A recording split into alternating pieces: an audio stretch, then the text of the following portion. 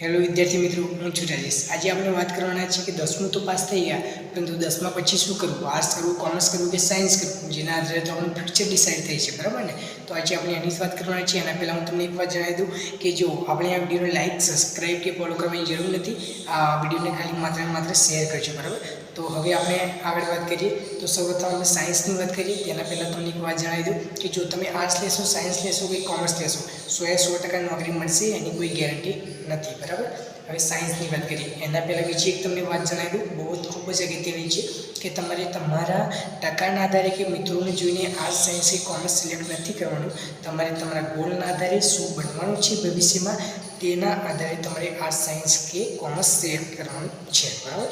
એ સાયન્સની વાત કરીએ તો સાયન્સ એટલે વિજ્ઞાન, તમે જાણો છો, બરાબર। હવે સાયન્સ જો તમારું ગોલ ડૉક્ટર બનવાનો, એન્જિનિયર બનવાનો હોય, કોઈ સાયન્સના ટીચર બનવાનું હોય, નર્સ બનવાનું હોય, પ્રાઇવેટ હોસ્પિટલ ખોલવાનું હોય, તો એ તમારો ગોલ, જો કોઈ આવો ગોલ હોય તમારો, તો તમારે સાયન્સ લેવાનું, બરાબર। હવે સાયન્સ લેવા કેપેસિટી કેવી છે, તો જો તમે 3-4 કલાક 10મામાં સ્ટડી વાંચી શકતા હોય તો તમે સાયન્સમાં જઈને 5-6 કલાક તમે વાંચી શકવાના, એટલે તમારા વાંચવાની કેપેસિટી પણ જોઈએ, બરાબર। તો તમે સાયન્સ લઈ શકો છો। હવે કોમર્સની વાત કરીએ, કોમર્સ એટલે ગણિત, મેથ્સ, તમે જાણો છો, બરાબર। હવે કોમર્સમાં એક સ્ટેટિસ્ટિક વિષય આવે, તે બધું જ ગણિત આવે, અને જે એક એકાઉન્ટ વિષય આવે તે એટલે કે મેથ્સને લગતો જ હોય છે એકાઉન્ટ વિશે।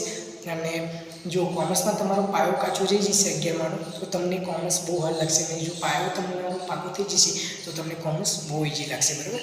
તો હવે કોમર્સ તમારે શું બનવાનો ગોલ હોય તો તમારે કોમર્સ લેવું, તો તમારો CA બનવાનો ગોલ હોય, એટલે કે ચાર્ટર્ડ એકાઉન્ટન્ટ, બરાબર। CA બનવાનો તમારો ગોલ હોય, પછી તમારો ગોલ કોઈ કંપનીમાં કે કોઈ રેસ્ટોરન્ટમાં મેનેજર બનવાનો ગોલ હોય, પછી તમારો ગોલ કોઈ કંપની, કોઈ રેસ્ટોરન્ટ ખોલવાનો હોય, કોઈ કંપની ખોલવાનો હોય, તમારો ગોલ બિઝનેસમેન બનવાનો હોય, તમારો ગોલ કોઈ કોમર્સના ટીચર બનવાનો હોય, તમારો ગોલ કોઈ બેંકમાં કોઈ પણ પોસ્ટમાં જોબ મેળવવાનો હોય, જો કોઈ આવો તમારો ગોલ હોય તો તમે કોમર્સ લઈ શકો છો, બરાબર। પછી હવે આર્ટ્સની વાત કરીએ। હવે જો તમારા 10મામાં 85% આવે, 19% આવે, અને જો તમારો ગોલ હું કહું આર્ટ્સમાં એમાંથી કોઈ હોય તો તમારે આર્ટ્સ લેવું જોઈએ। આર્ટ્સ એ કોઈ બધા આર્ટ્સના નીચા લે, પણ આર્ટ્સ એ પણ બહુ ખૂબ જ મહત્ત્વનો વિષય છે, બરાબર। તો એમાં આપણે વાત કરીએ કે જો તમારો ગોલ IPS બનવાનો હોય કે ઇન્સ્પેક્ટર, પછી તમારો ગોલ પોલીસ બનવાનો હોય, તમારો ગોલ IAS બનવાનો હોય કે જિલ્લા કલેક્ટર, જિલ્લાનો રાજા, બરાબર।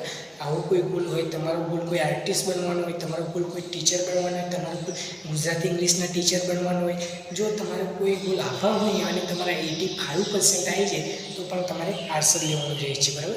તો આ થઈ આર્ટ્સ, કોમર્સ અને સાયન્સની વાત। હવે જો તમારે વાયરમેન બનવાનું હોય, કોઈ ગેરેજ ખોલવાનું હોય, જો આવો કોઈ વિચાર હોય તમારામાં, તો તમારે ITI તમે કરી શકો છો, બરાબર। જુદી જુદી ફિલ્ડની આવે છે, બરાબર। તો આપણે આ વાત કરી, બરાબર। મિત્રો કોમ્પિટિશન બહુ જ ચાલે છે, મહેનત કરતા રહેજો, બરાબર। All the best.